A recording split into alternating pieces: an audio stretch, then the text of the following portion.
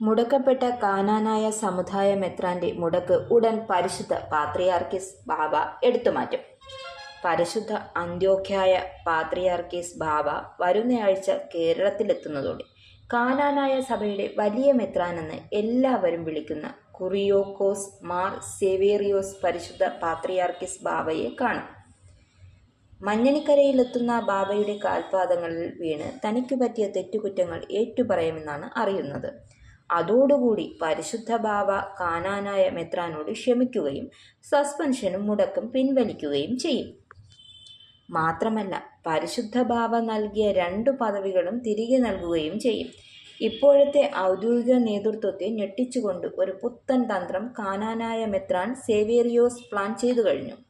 മുടിയൻ പുത്രൻ മടങ്ങി വന്നപ്പോൾ ഇരുകൈകളും നീട്ടി പിതാവ് അവനെ പൊന്മോതിരമിട്ട് സ്വീകരിക്കുകയും വലിയ സദ്യ ഒരുക്കുകയും ചെയ്തതുപോലെ മടങ്ങി വരുന്ന കാനാനായ മെത്രാൻ പാപങ്ങളേറ്റു പറയുമ്പോൾ കരുണയുള്ള സ്വർഗീയ പിതാവിൻ്റെ പ്രതിപുരുഷനായ അന്ത്യോഖ്യായ സിംഹാസനത്തിൽ വാണരുളുന്ന പരിശുദ്ധ പാത്രിയാർക്കീസ് ബാവ ക്ഷമിക്കുകയും മെത്രാന് നൽകിയ മുടക്ക് പിൻവലിക്കുകയും നഷ്ടപ്പെട്ട പദവികൾ തിരികെ നൽകി സഭയിൽ സമാധാനം സ്ഥാപിക്കപ്പെടുകയും ചെയ്യും.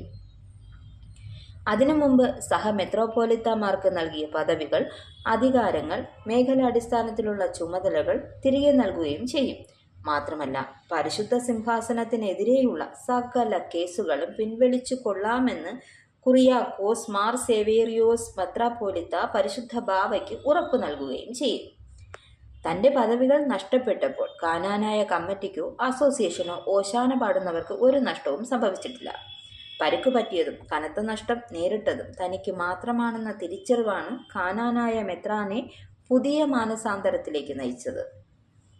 അവസാനം പദവികൾ നഷ്ടപ്പെട്ട് പുറത്തുപോയാൽ തന്നെ സഹായിക്കുവാൻ ആരും കാണുകയില്ലെന്നും ഒറ്റപ്പെട്ടു പോകുമെന്നുള്ള തിരിച്ചറിവ് ഈ വൈകിയ വേളയിലെങ്കിലും മെത്രാനുണ്ടായത് നന്നായി. ലക്ഷക്കണക്കിന് ആളുകൾ ശ്രേഷ്ഠബാബയുടെ ശവസംസ്കാര ശുശ്രൂഷയിൽ കാനാനായ മെത്രാന് അവസരം ലഭിക്കാത്ത കാഴ്ച കണ്ട് കൈയടിച്ചതും മാറി ചിന്തിക്കുന്നതിന് മറ്റൊരു കാരണമായി. പല എപ്പിസ്കോപ്പൽ സഭകളുടെ പരിപാടികളിൽ നിന്ന് ഒഴിവാക്കിയത് കാനാനായ മെത്രാൻ തിരിച്ചറിഞ്ഞു.